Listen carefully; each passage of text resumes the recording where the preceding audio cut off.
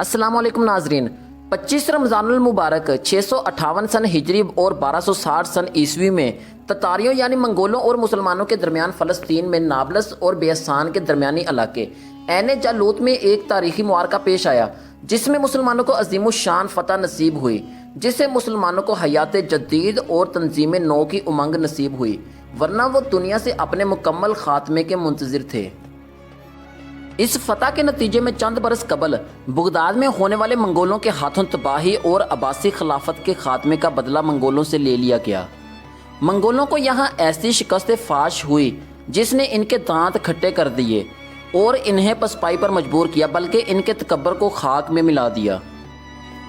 عالم اسلام پر منگولوں کی طاقت و تاراج کی ابتدا 616 ہجری میں بخارا سے ہوئی۔ اس کے بعد سمرقند، خراسان، کابل سلطنت، خوارزمی اور دیگر علاقوں کو فتح کرتے کرتے آخرکار 1258 سن میں ہلاکو خان اور کتبوگا کی سرپرستی میں بغداد میں داخل ہوئے۔ منگول سردار نے قبضے کے بعد آخری عباسی خلیفہ مستعصم باللہ، ان کی اولاد اور مسلمانوں کے امراء اور علماء کو قتل کرنے کے بعد شہر بغداد میں قتل عام کا حکم دے دیا۔ 40 دن تک قتل عام جاری رہا اور اس قتل عام میں لاکھوں کی تعداد میں لوگوں کو بھیڑ بکریوں کی طرح کاٹ دیا گیا۔ کہا جاتا ہے کہ بغداد شہر جو کہ دریائے دجلہ کے کنارے آباد ہے، اس قتل عام کے بعد دریا کا پانی مہینوں تک سرخ رنگ کا بہتا رہا۔ سارے کا سارا شہر لاشوں سے بھرا پڑا تھا جس کی بدبو میلوں تک آتی تھی، جس کی وجہ سے ہلاکو خان کو خود شہر سے دور خیمہ لگانا پڑا۔ بغداد میں کچھ عرصہ رکنے کے بعد تتاری مزید آگے بڑھے اور اگلے 2 سالوں میں فلسطین، شام اور اس کے پایا تخت اور مسلمانوں کے سابقہ دارالخلافہ دمشق کو بھی فتح کر لیا۔ دمشق فتح کرنے کے بعد وہ مصر کی جانب متوجہ ہوئے، لیکن اس ملک کو کمزور جانتے ہوئے فوج کشی کی حاجت محسوس نہ کی، بلکہ اس کی جگہ ایک متکبرانہ خط کو کافی سمجھا۔ لیکن تتاریوں کی توقع کے برعکس مصریوں کی طرف سے سخت جواب آیا جس نے تتاریوں کے غیظ و غضب کو بھڑکا دیا۔ ہلاکو خان کا خاص کمانڈر کتبوگا مصر پر حملے کے منصوبے بنانے لگا۔ مصر پر ان دنوں مملوکوں کی حکومت تھی۔ اس کا مختصر پس منظر یہ ہے کہ سلطان صلاح الدین ایوبی کے انتقال کے بعد سلطنت ایوبی بکھر کر باہم علاقائی حکومتوں میں تقسیم ہو گئی۔ 7ویں صدی ہجری کے ابتدا میں مصر پر ایوبی حکمران الملک الصالح نجم الدین ایوب کی حکومت تھی، جو سلطان صلاح الدین ایوبی کے بھائی سلطان الملک العادل سیف الدین کے پوتے تھے۔ دوسرے علاقوں کے ایوبی حکمران انہیں ناپسند کرتے تھے، چنانچہ حاکم دمشق صالح اسماعیل، حاکم کرک ناصر داؤد اور حاکم حمص منصور ابراہیم نے مصر کے خلاف صلیبیوں کے ساتھ ایک اتحاد قائم کیا۔ معاہدے کی روح سے مصر کے خاتمے کے بعد بیت المقدس عیسائیوں کو دیا جانا تھا اور مصر ایوبیوں میں تقسیم کیا جانا تھا۔ 642 ہجری میں الملک الصالح نجم الدین ایوب نے ریاست خوارزم کے زوال کے بعد ماری ماری پھرنے والی خوارزمی فوج کی مدد حاصل کی اور مخالفین کی متحدہ فوج کو شکست فاش دے کر شام اور فلسطین کو اپنی حکومت میں شامل کر لیا، لیکن جلد ہی خوارزمی ان کا ساتھ چھوڑ گئے۔ اس وقت الملک الصالح نجم الدین ایوب نے فوج کی کمی غلام خرید کر پوری کرنے کی کوشش کی۔ اس دور میں غلاموں کی خرید و فروخت عام تھی۔ عام کاموں کے علاوہ غلاموں سے فوجی خدمات لینا پرانا طریقہ چلا آتا ہے، لیکن الملک الصالح نجم الدین ایوب نے فوجی خدمت کے پیش نظر اس طریقے کو باقاعدہ ایک فن کی شکل دے ڈالی اور وہ کثرت سے غلام خریدنے لگے۔ انہوں نے اپنے ساحلی محل کے سامنے اپنے ممالک یعنی کہ غلاموں کے لیے قلعہ بنوایا۔ یہاں ان غلاموں کو لغت عرب، شعر و ادب، قرآن و حدیث اور فقہ کی تعلیم کے بعد فنون حرب و ضرب سکھائے جاتے۔ الملک الصالح ان کے کھانے پینے کی خود نگرانی کرتے اور ان کے ساتھ بیٹھ کر کھانا کھاتے۔ ان ممالک کو الملک الصالح کی نسبت سے ممالک الصالیہ کہتے تھے اور ساحل کی نسبت سے البحریہ کہتے تھے۔ جلد ہی یہ لوگ فوج میں اہم خدمات انجام دینے لگے۔ یہ طبقہ ممالک الصالیہ البحریہ کے نام سے مشہور ہو گیا۔ شعبان 647 ہجری میں الملک الصالح نجم الدین ایوب نے بیمار ہو کر انتقال کیا۔ ان کے بعد ان کے بیٹے توران شاہ نے حکومت سنبھالی، لیکن جلد ہی توران شاہ اور ان کی سوتیلی ماں ملکہ شجر الدر میں اختلاف ہو گئے۔ توران شاہ کے قتل کے بعد شجر الدر نے ایک مملوک یعنی کہ غلام عز الدین ایبک سے شادی کر کے انہیں بادشاہ بنوا دیا۔ مصر میں یہ پہلے مملوک بادشاہ تھے۔ انہوں نے ممالک کی خرید و تربیت کو جاری رکھا۔ ان کے مملوک الممالک المعیزیہ کے نام سے مشہور ہوئے۔ عز الدین ایبک کے انتقال کے بعد ان کے 15 سالہ بیٹے نور الدین کو الممالک المعیزیہ کے سینئر کمانڈر سیف الدین قدس کی سرپرستی میں حکمران بنایا گیا۔ یہ وہ عرصہ تھا جس میں سقوط بغداد کے بعد تتاری شام اور فلسطین وغیرہ کو روندے جا رہے تھے۔ اس وقت اہل مصر کو اپنی باری آنے کا خطرہ محسوس ہوا۔ ان حالات میں یہ خیال عام پھیل گیا کہ تخت پر 15 سالہ لڑکے کا بیٹھنا مناسب نہیں ہے، بلکہ کسی بڑے کو حکمران بنانا ضروری ہے۔ چنانچہ قرہ فعال سیف الدین قدس کے نام نکلا۔ سیف الدین قدس کا اصل نام محمود بن ممدود تھا۔ یہ جلال الدین خوارزم شاہ کے بھانجے تھے۔ جی ہاں، وہی جلال الدین خوارزم شاہ جس نے 2 مرتبہ تتاریوں یعنی منگولوں کو شکست دی، اور شکست بھی ناقابل شکست منگول سلطنت کے بانی چنگیز خان کو دی تھی۔ وہی جلال الدین خوارزم شاہ جس کی طرف اشارہ کر کے چنگیز خان نے اپنے بیٹوں سے بولا تھا کہ بیٹا ہو تو ایسا۔ شاہ خوارزم کے بہت سارے لوگ قیدی بنا کر دمشق میں بیچ دیے گئے تھے۔ محمود بن ممدود بھی انہی میں تھے جنہیں ایوبیوں نے خرید لیا تھا۔ ایوبی تعلیم و تربیت نے اس خوارزم شاہی بچے کو مثالی بنا دیا۔ بعد میں کرتے کراتے یہ ملک المعیز عز الدین ایبک کے غلام بنے اور بالآخر الملک المظفر کے لقب سے مصر کے تخت پر جلوہ افروز ہوئے۔ جب سیف الدین قدس کو بادشاہ بنایا گیا، اس وقت مصر برے حالوں میں تھا۔ پڑوسی مسلمان ملکوں سے دشمنی جاری تھی اور تعلقات منقطع ہو گئے تھے۔ شامیوں کے ساتھ 2 جنگیں بھی ہو چکی تھیں۔ جنگ و جدال کے سبب خزانہ خالی تھا اور ملک معاشی بدحالی کا شکار تھا۔ سیاسی استحکام نام کو نہ تھا۔ 10 سال میں 4 حکمران تبدیل ہو چکے تھے۔ الممالک الصالیہ اور الممالک المعیزیہ کی آپس میں رنجشیں عروج پر تھیں۔ چنانچہ الممالک الصالیہ میں سے کئی ایک مصر چھوڑ کر شام جا آباد ہوئے تھے۔ جس دن سیف الدین قدس کو حکمران تسلیم کیا گیا، انہوں نے عمرہ، علماء اور اصحاب رائے کے سامنے اپنا اعلامیہ ان الفاظ میں جاری کیا: میں تخت پر حکومت کے مزے لینے کے لیے نہیں بیٹھا، بلکہ کافروں کے خلاف جہاد کے لیے میں نے کرسی سنبھالی ہے، اس لیے کہ حکومت کے بغیر یہ ممکن نہ تھا اور کمسن بادشاہ نور الدین کے لیے یہ کام مشکل تھا۔ جب ہم دشمن کو شکست دے لیں گے تو پھر حکومت کا معاملہ تمہارے ہاتھ میں ہوگا، تم جسے چاہو اسے کرسی اقتدار پر بٹھا دینا، اس لیے کہ کسی خاندان یا گروہ ممالک کو حق حکومت حاصل نہیں ہے اور نہ ہی یہ حق وراثت میں منتقل ہوگا، تم جسے چاہو کرسی اقتدار پر بٹھا دینا۔ یہ اعلامیہ روح اسلام کے عین مطابق تھا، جس سے قدس کی مقبولیت میں بہت اضافہ ہوا۔ سیف الدین قدس نے دوران قید تتاریوں کو قریب سے دیکھا تھا۔ ان کی جنگی چالوں، ان کی مکاریوں اور ان کی ذہنیت سے وہ خوب واقف تھے۔ وہ جانتے تھے کہ تتاری جلد ہی مصر کا رخ کریں گے، چنانچہ وقت ضائع کیے بغیر ان کے مقابلے کی تیاری مکمل کرنا چاہیے۔ سیف الدین قدس جانتے تھے کہ اتحاد کے بغیر مسلمان فلاح نہیں پا سکتے۔ اگرچہ وہ خود الممالک المعیزیہ سے تعلق رکھتے تھے، لیکن انہوں نے الممالک الصالیہ کے ساتھ اپنے اختلافات ختم کرتے ہوئے ان کے لیے عام معافی کا اعلان کیا۔ انہوں نے قریبی ریاستوں میں جا آباد ہونے والے مملوک سرداروں کو مصر واپسی کا پیغام دیا۔ چنانچہ ادھر ادھر سے لوگ واپس آنے لگے۔ ان میں ماہر ترین مملوک کمانڈر رکن الدین بیبرس بھی تھے۔ سیف الدین قدس نے ان لوگوں کا استقبال بہت عمدگی سے کیا، جس سے رنجش دور ہوئی اور دوستانہ تعلقات قائم ہونے لگے۔ فوجوں کا سالار فارس الدین الصغیر کو بنایا، جو اگرچہ ان کے سابقہ مخالف گروہ ممالک سے تعلق رکھتے تھے، لیکن اپنی لیاقت کی بنیاد پر اس منصب کے لائق سمجھے گئے۔ اس اقدام نے مملوک لوگوں کی رہی سہی تشویش بھی ختم کر دی۔ داخلی استحکام کے لیے انہوں نے ریاست کے نااہل وزیر کو معزول کر کے زین الدین یعقوب کو مقرر کر دیا۔ سیف الدین قدس نے پڑوسی مسلمان ریاستوں کے اتحاد کی کوششیں بھی شروع کر دیں۔ شام کے ساتھ مصر کی لڑائیاں ہو چکی تھیں۔ وہاں ایوبی خاندان کے ملک الناصر حاکم تھے، جو ممالک کو ناپسند کرتے تھے، بلکہ مصر کے خلاف تتاریوں سے مدد مانگنے کی کوشش بھی کر چکے تھے۔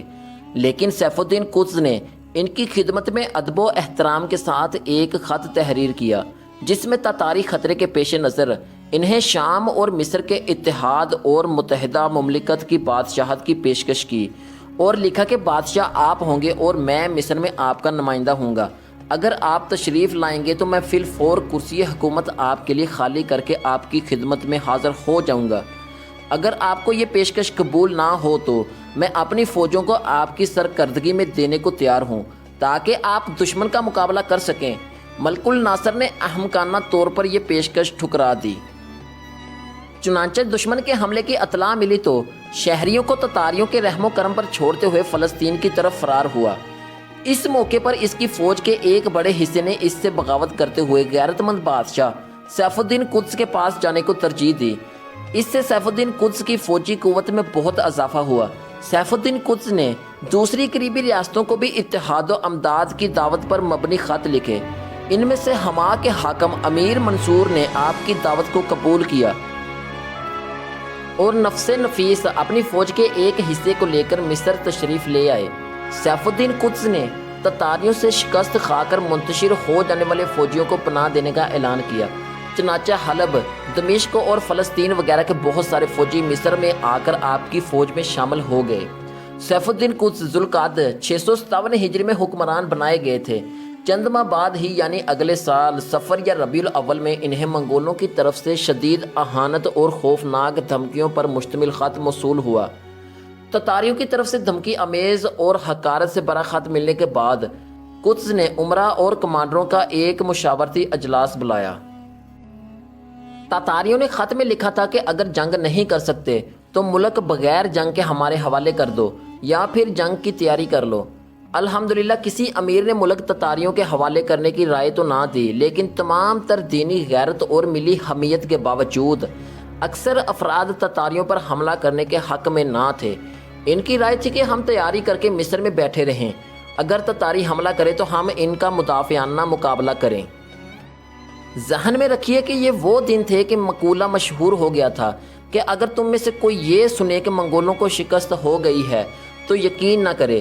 سیف الدین قدس جانتے تھے کہ اب تک تمام مسلمان ریاستوں نے تتاریوں کے خلاف دفاعی جہاد کیا تھا، یعنی وہ اپنے علاقے میں رہ کر اپنی باری کا انتظار کرتے تھے اور تتاریوں کے حملے کے وقت دفاع کرنے کی کوشش کرتے تھے، لیکن ان میں سے کوئی بھی کامیاب نہ ہو سکا۔ اور وہ یہ بھی دیکھ رہے تھے کہ مسلمان عام طور پر خوف زدہ ہیں اور ان کے حوصلے پست ہیں۔ چنانچہ انہوں نے مصر کی حدود سے باہر نکل کر تتاریوں پر حملہ کرنے کی رائے کا اظہار کیا۔ اس فیصلے کا ایک دینی رخ بھی تھا کہ فلسطین دشمن کے حملے کی لپیٹ میں تھا اور وہاں مدافعت کی طاقت نہ ہونے کے سبب قریبی علاقوں پر بھی جہاد فرض ہو چلا تھا۔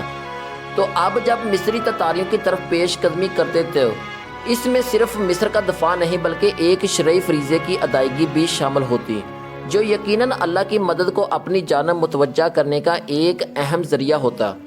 قدس کی اس رائے میں رکن الدین بیبرس آپ کے حامی تھے۔ سیف الدین قدس نے جب دیکھا کہ ان کے عمرہ پیش قدمی کے بارے میں پس و پیش کر رہے ہیں تو انہوں نے عمرہ کو تنبیہ کرتے ہوئے فرمایا، اے عمرہ المسلمین، تم ایک زمانہ بیت المال سے کھاتے رہے ہو، اب جب کہ جہاد کا وقت آیا ہے تو اس سے جان چھڑا رہے ہو۔ میں نے تو اپنا رخ اللہ اور اس کے رسول کی اطاعت اور مسلمانوں کی مدافعت کی جانب سیدھا کر لیا ہے۔ تم میں سے جو بھی جہاد کو اختیار کرتا ہے وہ میرے ساتھ چلے، اور جو جہاد کو اختیار نہیں کرتا وہ اپنے گھر لوٹ جائے، بے شک اللہ اس سے باخبر ہے۔ اور یاد رکھو، مسلمانوں کی پامالی حرمت کا وبال جہاد سے پیچھے ہٹنے والوں کی گردنوں پر ہوگا۔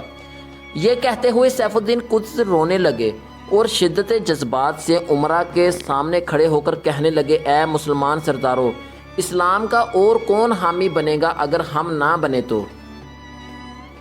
یہ ایسے جادوئی کلمات تھے کہ عمرہ کی چیخیں نکل گئیں کہ ہم ہر قیمت پر تتاریوں کا راستہ روکیں گے۔ ہر طرف سے آوازیں بلند ہونے لگیں۔ کئی ایک عمرہ نے سیف الدین قدس کی حمایت میں تقریریں کی اور آخرکار تمام عمرہ منگولوں کے خلاف اقدامی جہاد کرنے پر متفق ہو گئے۔ سیف الدین قدس کے تتاریوں سے جنگ پر مصر اور فتح کے حوالے سے پر امید ہونے کی وجہ یہ بھی تھی کہ انہوں نے بہت پہلے خواب میں رسول اللہ صلی اللہ علیہ وآلہ وسلم کی زیارت کی تھی اور ان سے مصر کی حکومت اور تتاریوں کی شکست کی بشارت پائی تھی۔ علامہ ابن کثیر نے اپنی تاریخ میں قدس کا یہ بیان نقل کیا ہے کہ میں نے رسول اللہ صلی اللہ علیہ وآلہ وسلم کو خواب میں دیکھا تو آپ نے مجھے فرمایا، تم ملک مصر کے بادشاہ بنو گے اور تتاریوں کا زور توڑو گے۔ اس کے بعد سیف الدین قدس نے رکن الدین بیبرس کے کہنے پر ایک عجیب فیصلہ کیا اور منگولوں کے 4 سفیروں کو قتل کر کے ان کے سر قاہرہ میں نمایاں مقامات پر لٹکا دینے کا حکم دیا۔ اگرچہ یہ فیصلہ شریعت کی تعلیمات کے خلاف تھا، لیکن دکتور علی محمد السلابی کی بتائی گئی وجہ کے مطابق قدس نے انہیں عام دشمن سمجھنے کی بجائے فساد فی الارض کا مرتکب جانا، کیونکہ یہ لوگ جس شہر، جس نگری، جس راستے سے گزرتے تھے کسی پر بھی رحم نہیں کرتے تھے، بچوں، بوڑھوں، مردوں اور عورتوں سب کو قتل کر دیتے تھے۔ اس کے علاوہ یہ وجہ بھی بتائی جاتی ہے کہ شاید وہ مسلمانوں پر کافروں کے طاری رعب کو دور کرنا چاہتے تھے، یا پھر بغداد میں مسلمانوں کے قتل عام اور اس میں ہر طرح سے انسانی قوانین کی خلاف ورزی کا بدلہ لینا چاہتے تھے۔ لیکن سب سے بہتر وجہ جو بیان کی گئی ہے وہ یہ ہے کہ رکن الدین بیبرس چاہتے تھے کہ ایسا کرنے سے تتاریوں سے صلح کا خیال اگر کسی کے دماغ میں ہے تو وہ نکل جائے اور عوام اور عمرہ سب تتاریوں سے جنگ کرنے کے لیے یکسو ہو جائیں۔ بہرحال کسی بھی وجہ سے یہ غیر شرعی اقدام ایک نیک مسلمان بادشاہ سے سرزد ہو گیا۔ اب وقت تھا جنگ کی تیاری کرنے کا، تو لشکر کی تیاری، قلعوں کی مرمت اور سامان حرب و ضرب کے لیے رقم کی ضرورت تھی، لیکن خزانہ ختم ہونے کو تھا۔ سیف الدین قدس نے علماء، عمرہ اور فقہ کو بلا کر ان کے سامنے یہ صورتحال رکھی۔ وہ عوام سے ٹیکس وصول کرنا چاہتے تھے، لیکن اس کے لیے علماء اور فقہ کا فتویٰ ضروری تھا۔ اس وقت شیخ الاسلام اوس بن عبدالسلام رحمۃ اللہ علیہ مصر میں مقیم تھے۔ آپ نے ایک عظیم الشان فتویٰ تحریر فرمایا جس میں انہوں نے موجودہ حالات کے پیش نظر جہاد کو فرض عین قرار دیا۔ عوام سے ٹیکس لینے کو انہوں نے 2 شرطوں کے ساتھ جائز قرار دیا۔ پہلی تو یہ کہ خزانے میں بالکل رقم باقی نہ رہے، تب عوام سے اتنا ہی ٹیکس لیا جا سکتا ہے جو لشکر کی تیاری کے لیے کافی ہو، اس سے اضافی لینا جائز نہ ہوگا۔ دوسری یہ کہ عوام سے ٹیکس اسی وقت لیا جا سکتا ہے جب کماندار اور افسران اپنا سامان تعیش اور آلات فاخرہ بیچ کر جہاد میں لگا چکے ہوں۔ اس میں کوئی شک نہیں کہ یہ ایک جرات مندانہ اور انقلابی فتویٰ تھا جسے سیف الدین قدس نے بھی پوری طرح تسلیم کیا۔ انہوں نے سب سے پہلے اپنے آلات فاخرہ فروخت کے لیے پیش کیے۔ ان کی دیکھا دیکھی دوسرے عمرہ اور وزراء نے بھی اپنا سامان فروخت کو پیش کر دیا۔ بعض عمرہ سے کسی ریاست کے برابر سامان نکلتا گیا اور یہ حقیقت سب پر آشکار ہو گئی کہ مصر غریب نہیں ہے بلکہ اس کے پیسے پر ایک گروہ قلیل کا قبضہ ہے۔ چنانچہ فوج کی تیاری کا سامان انہی پیسوں سے تیار ہو گیا اور عوام پر ٹیکس لگانے کی ضرورت نہ رہی۔ اس اقدام سے عوام الناس میں حکومت اور فوج کی خوب پذیرائی ہوئی اور لوگ جوک تر جوک فوج میں شامل ہونے لگے۔ جگہ جگہ فوجی مشقیں شروع ہو گئیں۔ قاہرہ کے باہر ایک فوجی کیمپ بنایا گیا اور ادھر ادھر سے فوجی دستے وہاں پہنچنے لگے۔ کفار سے جہاد کے متفقہ فیصلے کے بعد قاہرہ اور پورے مصر میں جہاد کی منادی کرا دی گئی۔ جگہ جگہ نکلو جہاد فی سبیل اللہ اور نصرت دین رسول اللہ کے لیے کی آوازیں سنائی دینے لگیں۔ حضرت شیخ الاسلام اوس بن عبدالسلام رحمۃ اللہ علیہ اور دوسرے علماء کرام ممبروں سے فرضیت جہاد بیان کرنے لگے۔ وہ عوام کو دنیا سے زہد اور جنت سے رغبت کی تعلیم دیتے اور شہادت کا اجر و ثواب بیان کر کے انہیں جہاد پر نکلنے کے لیے تیار کرتے۔ حضرت خالد بن ولید رضی اللہ تعالیٰ عنہ، زبیر بن عوام رضی اللہ تعالیٰ عنہ، طارق بن زیاد، موسیٰ بن نذیر، یوسف بن تاشکین، نور الدین زنگی اور سلطان صلاح الدین ایوبی رحمۃ اللہ علیہ اجمعین کے قصے عام بیان ہونے لگے۔ غزوہ بدر، غزوہ احزاب، فتح مکہ، جنگ یرموک، جنگ قادسیہ، معرکہ حطین، معرکہ منصورہ اور معرکہ فارسکور کے حالات زبان زد عام ہو گئے۔ ان نیک کوششوں سے پورے مصر میں جہادی جذبہ پیدا ہو گیا۔ 658 سن ہجری کے ماہ ربیع الاول سے لے کر ماہ رجب تک جہاد کی تیاریاں زور و شور سے جاری رہیں۔ الملک المظفر سیف الدین قدس رحمۃ اللہ علیہ ماہ شبان 658 ہجری بمطابق جولائی 1260 سن میں اپنی فوجوں کو لے کر مصر سے نکلے۔ وہ صحرائے سینا عبور کر کے حدود فلسطین میں داخل ہو کر غزہ کے بالکل نزدیک جا پہنچے۔ یہاں الملک المظفر نے اپنی فوجوں سے خطاب کیا: اے گروہ مسلمانہ، مسلم بستیوں پر گزرنے والے قتل و غارت گری، آتش و آہنگ اور قید و بند کی داستانیں تم نے سن رکھی ہیں۔ تم میں سے کوئی بھی ایسا نہیں کہ جو مال و اولاد نہ رکھتا ہو۔ تم جانتے ہو تتاری شام میں اپنے پنجے گاڑ چکے ہیں، جنہوں نے دین اسلام کی چولیں ہلا دی ہیں۔ مجھے دینی غیرت و حمیت نے دین اسلام کی خدمت و مدافعت پر ابھارا ہے۔ اے بندگان خدا، تم پر واجب ہے کہ جہاد کے لیے اس طرح کھڑے ہو جاؤ جیسا کہ اس کا حق ہے۔ میں بھی تم ہی میں سے ایک عام فرد ہوں۔ میں بھی اور تم بھی اپنے اس رب کے سامنے کھڑے ہیں جو سوتا تک نہیں، جسے کوئی ٹالنے والا ٹال نہیں سکتا اور جس سے کوئی بھاگنے والا بھاگ نہیں سکتا۔ پس اے میری قوم، سچی نیتوں کے ساتھ اللہ کے لیے جنگ کرو۔ تمہاری یہ سوداگری تمہیں خوب نفع دے گی۔ اس پر تمام لوگ دھاڑے مار کر رونے لگے اور ایک دوسرے کو حلف دینے لگے کہ جب تک ظلم کے یہ اندھیرے دور نہ کر لیں گے چین سے نہ بیٹھیں گے۔ یہاں سیف الدین قدس نے اپنی فوج کے مقدمے پر نامور کمانڈر رکن الدین بیبرس کو متعین کیا اور انہیں غزہ کے علاقے میں قدرے آگے بھیج کر باقی لشکر کو مقدمے سے کافی فاصلے پر رکھا تاکہ دیکھنے میں مقدمہ ہی پورا لشکر معلوم ہو۔ اس میں مخالف فوج یا اس کے جاسوسوں کو اندھیرے میں رکھنا مقصود تھا۔ غزہ میں تتاریوں کا ایک لشکر مسلمانوں کو نظر آیا۔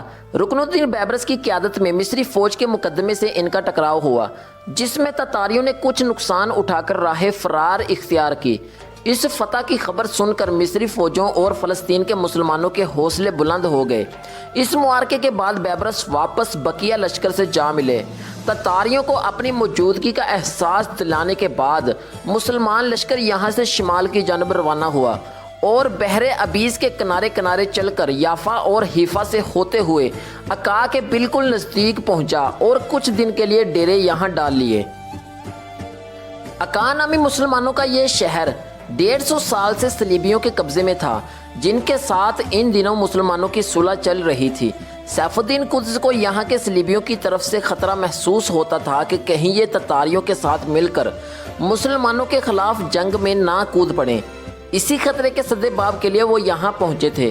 سیف الدین نے مسلمان عمرہ کا ایک وفد عکا کے صلیبی عمرہ کے پاس بھیجا، جس کے بعد دو طرفہ وفود اور ضیافت اور تحائف کا تبادلہ ہوا۔ صلیبیوں نے اس جنگ میں مسلمانوں کو اپنی مدد کی پیشکش بھی کی۔ قدس نے کہا کہ ہمیں آپ کی مدد کی حاجت تو نہیں ہے، لیکن ہم آپ سے غیر جانبداری کی توقع رکھتے ہیں۔ صلیبیوں نے غیر جانبدار رہنے کی یقین دہانی کرائی اور سابقہ معاہدات پر دونوں طرف سے اطمینان کا اظہار کیا گیا۔ مسلمان وفد نے عکا کی حالت زار کو دیکھ کر اطمینان کا اظہار کیا کہ اس وقت صلیبی اگر مسلمانوں کے خلاف ہونا بھی چاہیں تو ان کے حالات اس قابل نہیں ہیں، بلکہ بعض عمرہ نے قدس کو مشورہ دیا کہ اگر ہم عکا پر حملہ کر دیں تو آسانی سے اپنا مقبوضہ شہر آزاد کروا سکتے ہیں، لیکن سیف الدین نے صاف کہا کہ ہم معاہدہ شکنی نہیں کریں گے۔ عکا کے عیسائیوں کی جانب سے مطمئن ہونے کے بعد قدس اپنا لشکر کو لے کر چلے اور عین جالوت کے مقام پر ڈیرے ڈال دیے۔ یہ ایک وسیع میدان تھا جو 3 اطراف سے ٹیلوں سے گھرا ہوا تھا، جبکہ ایک شمالی سمت اس کی بالکل کسی صحن کی طرح کھلی ہوئی تھی۔ اطراف کے ٹیلوں پر جھاڑیاں اور درخت بھی موجود تھے۔ سیف الدین قدس نے ان درختوں کو کمین گاہ کے طور پر استعمال کرنے کا ارادہ کیا۔ انہوں نے مقدمۃ الجیش کو میدان کی شمالی سمت میں ٹھہرایا اور بقیہ فوج کو کمین گاہوں میں چھپا دیا۔ فلسطینی مسلمانوں کی ایک بڑی تعداد میدان میں آ موجود ہوئی۔ یہ سیف الدین قدس اور اس کی فوج کے خلوص و اخلاص اور عزم و ارادے کی برکت تھی کہ خواب غفلت میں ڈوبی قوم بیدار و ہوشیار ہو گئی۔ یہ لوگ کوئی ماہر فوجی نہ تھے، لہٰذا انہیں فوجیوں کی خدمت جیسے کام سونپے گئے۔ ان میں ایک بڑی تعداد بوڑھوں، بچوں اور عورتوں کی بھی تھی جو مسلمانوں کا حوصلہ بڑھانے آئے تھے۔ یہ 24 اور 25 کی درمیانی رات تھی، جو آخری عشرے کی طاق رات ہونے کی وجہ سے امکانی طور پر لیلۃ القدر بھی تھی۔ اس رات چشمے فلک نے وہ نظارہ دیکھا جو دور صحابہ میں وہ دیکھا کرتی تھی کہ مسلمان عمرہ اور عام لشکری عبادت اور دعا و مناجات میں رات بھر مشغول رہے۔ اگلے دن 25 رمضان کو تتاریوں کا لشکر شمالی سمت سے میدان میں داخل ہو کر مسلمانوں کے سامنے صف آرا ہوا۔ نماز فجر سے فارغ ہونے کے بعد طے شدہ ترتیب کے مطابق مسلمانوں کے مقدمے نے صف بندی شروع کی۔ اس مقدمے کو بہت سارے دستوں میں تقسیم کیا گیا تھا۔ ہر ایک دستہ الگ رنگ کا جھنڈا اٹھائے ہوئے تھا اور اپنی باری پر صف میں داخل ہوتا تھا، جس سے تتاری یہ سمجھے کہ مسلمانوں کا لشکر بہت ساری حکومتوں یا علاقوں کی فوجوں پر مشتمل ہے۔ جب سارا مقدمہ میدان میں اتر چکا تو تتاری اسے پورا لشکر سمجھ بیٹھے، اس لیے کہ غزہ کے معرکے میں بھی ان کا ٹاکرا اتنے ہی لشکر سے ہوا تھا۔ جب صف بندی مکمل ہو گئی تو قلیل لشکر دیکھ کر منگول حسب عادت چیختے چلاتے ہوئے بہت زور سے مسلمانوں پر حملہ آور ہوئے۔ بیبرس اور ان کے فوجیوں نے بہت سکون کے ساتھ جم کر ان کا مقابلہ کیا اور بالکل خوف زدہ نہ ہوئے۔ جنگ کا نظارہ کرنے والے فلسطینی عوام تکبیر کے نعروں کے ساتھ ساتھ اللہ کی جناب میں مجاہدین کے ثبات اور ان کی حفاظت و نصرت کے لیے بلند آواز میں دعائیں کیے جا رہے تھے۔ مجاہدین کے نعروں سے میدان جنگ گونج رہا تھا۔ مسلمانوں کو ثابت قدم دیکھ کر تتاریوں نے مزید فوج میدان جنگ میں اتار کر زور کے حملے شروع کیے اور گھمسان کی لڑائی شروع ہو گئی۔ اب منصوبے کے مطابق رکن الدین بیبرس نے منظم انداز میں پسپائی اختیار کرنا شروع کی۔ تتاری اپنی قوت کے گھمنڈ اور گزشتہ شکست کا بدلہ لینے کے لیے اس قدر سرشار تھے کہ انہیں اس کا اندازہ ہی نہیں ہوا کہ یہ مسلمانوں کی کوئی چال بھی ہو سکتی ہے۔ پس وہ آگے بڑھ کر حملے کرنے لگے اور مسلمان دفاعی انداز کی جنگ کرتے ہوئے منظم انداز میں پسپا ہوتے رہے، یہاں تک کہ تتاریوں کا پورا لشکر دور اندر تک میدان میں داخل ہو گیا۔ اب سیف الدین قدس نے اپنی بقیہ فوج کو میدان میں داخل کیا، جس نے تتاریوں کو گھیرے میں لینے کی کوشش کی، لیکن تتاریوں کی طرف سے خوفناک جنگ جاری رہی، یہاں تک کہ ایک موقع پر مسلمانوں کا لشکر ان کے دباؤ میں آ گیا اور اس کی صفیں ٹوٹنے لگیں۔ یہ لڑائی کا فیصلہ کن مرحلہ تھا، جہاں مجاہد اسلام سیف الدین قدس نے اپنا خود اتار کر زمین پر پٹخا اور 3 دفعہ ہائے اسلام مٹ گیا کی آواز بلند کی اور پھر میدان میں کود پڑے۔ وہ با آواز بلند یہ دعا کر رہے تھے، اے اللہ، ان تتاریوں کے خلاف اپنے بندے قدس کی مدد فرما۔ بادشاہ کو اس شان سے میدان میں کودتے دیکھ کر مسلمان فوجیوں کی پامردی میں ڈھیروں اضافہ ہوا اور وہ جم کر لڑنے لگے۔ ایک موقع پر سیف الدین کا گھوڑا ہلاک ہو گیا تو نئے گھوڑے آنے تک وہ پا پیادہ لڑتے رہے۔ رکن الدین بیبرس، فارس الدین الصغیر اور الملک المنصور نے اپنے بادشاہ کے ساتھ مل کر عظیم لڑائی کی۔ آخرکار تتاریوں کا زور ٹوٹ گیا اور ان کی صفیں بکھرنے لگیں اور لشکر کفار پوری طرح گھیرے میں آ گیا۔ اب مسلمان انہیں چن چن کر قتل کر رہے تھے، یہاں تک کہ مسلمان منگول کمانڈر کتبگا کو گھیرنے میں کامیاب رہے اور اسے اس کے بیٹوں سمیت واصل جہنم کر دیا۔ منگولوں کا تقریباً آدھا لشکر قتل کیا گیا اور بہت سارے قیدی بنائے گئے اور بہت سارے جان بچا کر میدان سے بھاگنے میں بھی کامیاب رہے۔ الملک المظفر سیف الدین قدس جب پوری طرح ظفر مند ہو چکے تو سجدہ شکر بجا لائے، اپنے گال زمین پر رگڑے اور اس کے بعد 2 رکعت نماز ادا کی۔ مسلمان سپاہی مال غنیمت اور زخمیوں کی دیکھ بھال میں مصروف ہو گئے تو سلطان نے قیدیوں کا معائنہ کیا۔ قیدیوں میں تتاریوں کا حلیف، مسلمانوں کا غدار اور سلطان صلاح الدین ایوبی کے بھائی الملک العادل کا پوتا الملک السعید حسن ابن العزیز بھی تھا، جسے سیف الدین قدس کے حکم سے قتل کیا گیا۔ فتح کی خبر جنگل کی آگ کی طرح پھیل گئی۔ مسلمان عوام جگہ جگہ اٹھ کھڑے ہوئے اور تتاریوں اور صلیبیوں کو قتل کرنے لگے۔ بعض جگہ عوام نے تتاریوں کے حلیف مسلمانوں کو قتل کر کے ان کی منافقت کی سزا دی۔ فتح کے بعد دمشق والوں کو فتح کی بشارت پر مبنی خط لکھ کر مسلمانوں کی فتح اور تتاریوں کی ہزیمت کی خبر سنائی گئی۔ یہ خبر سن کر یہاں کے سوئے ہوئے مسلمان جاگ اٹھے اور ڈھونڈ ڈھونڈ کر تتاریوں کو قتل کرنے لگے۔ تتاری جان بچانے کے لیے منہ چھپا کر بھاگ رہے تھے اور بعض موت سے بچنے کے لیے ہتھیار پھینک کر قیدی بننا منظور کرتے۔ تتاریوں کے قبضے کے دوران دمشق کے عیسائیوں نے مسلمانوں پر بہت ظلم کیے تھے، لہٰذا مسلمان عوام نے ان کی اچھی طرح خبر لی اور کئی ایک کو قتل کیا۔ 30 رمضان کو جب سیف الدین قدس اپنی فوج کے ساتھ دمشق میں پہنچے تو وہاں کوئی تتاری باقی نہ بچا تھا۔ دمشق کے مسلمان مرد، عورتوں اور بچوں کا سیلاب آپ کے استقبال کو امڈ آیا تھا۔ اگلے دن قدس نے عید الفطر دمشق میں ادا کی۔ یہ مسلمانوں کے لیے دوہری خوشی کا موقع تھا۔ لوگ ایک دوسرے کو عید کے ساتھ فتح اور آزادی کی مبارکباد دے رہے تھے۔ مساجد میں قدس اور ان کے فوجوں کے لیے خاص طور پر دعاؤں کا اہتمام کیا گیا۔ یہاں سیف الدین قدس نے رکن الدین بیبرس کو ایک لشکر دے کر بھیجا تاکہ وہ بقیہ شامی علاقوں کو تتاریوں کے ناپاک وجود سے پاک کر سکیں۔ یہ راستے میں بھاگتے ہوئے تتاریوں کو قتل یا گرفتار کرتے اور مختلف علاقوں میں قید مسلمانوں کو آزاد کرتے ہوئے حمص اور پھر حلب تک جا پہنچے۔ سیف الدین قدس دمشق میں رک کر ضروری انتظامات کو دیکھتے رہے۔ یہاں تتاریوں کے دوست ابن الزکی قاضی تھے۔ ان کو معزول کر کے قاضی نجم الدین کو دمشق کا قاضی بنایا گیا۔ امیر اشرف الایوبی اگرچہ تتاریوں کا دوست تھا لیکن اس نے اپنے قصور کا اعتراف کیا تو سیف الدین قدس نے اسے معاف کر کے حمص کا والی بنا دیا۔ موصل کا والی بدر الدین تتاریوں کا مشہور دوست اور مسلمانوں کا غدار تھا جو کچھ عرصہ قبل فوت ہو چکا تھا۔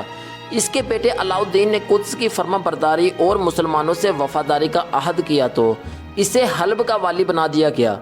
مسلمانوں کی ہیبت اور رعب و دبدبہ لوٹ آیا۔ ہلاکو خان ایران کے علاقے تبریز میں مقیم رہا لیکن اس نے دوبارہ شام کی طرف چڑھائی کا ارادہ نہیں کیا۔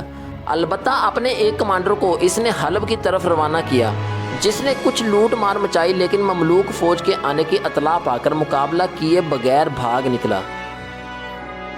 26 شوال کو آپ نے قاہرہ واپسی کا ارادہ کیا تو 657 ہجری والی الملک الصالح نجم الدین ایوب کی متحدہ ریاست مصر بغیر کسی مسلمان کا خون بہائے قائم ہو چکی تھی۔ یہ انقلاب 15 ماہ کی قلیل مدت ذوالقعدہ 657 ہجری سے شوال 658 ہجری تک میں صرف جہاد فی سبیل اللہ کی برکت سے ظہور پذیر ہوا تھا۔ الملک المظفر سلطان سیف الدین قدس کے بعد 659 ہجری میں الملک الظاہر سلطان رکن الدین بیبرس حکمران بنے جنہوں نے کچھ عرصے میں فلسطین، شام اور ایشیا کے کئی شہر صلیبیوں سے آزاد کرا لیے اور عظیم مملوک سلطنت وجود میں آ گئی جو اگلے 250 سال تک عالم اسلام کی محافظ بن کر کھڑی رہی۔ ناظرین آج کی ویڈیو سے صرف اتنا ہی۔ مزید ایسی اچھی اور انفارمیٹیو ویڈیوز کے لیے ہمارے چینل کو سبسکرائب کریں اور بیل آئیکن کو پریس کر لیں تاکہ آنے والی مزید اپڈیٹس آپ تک پہنچ سکیں۔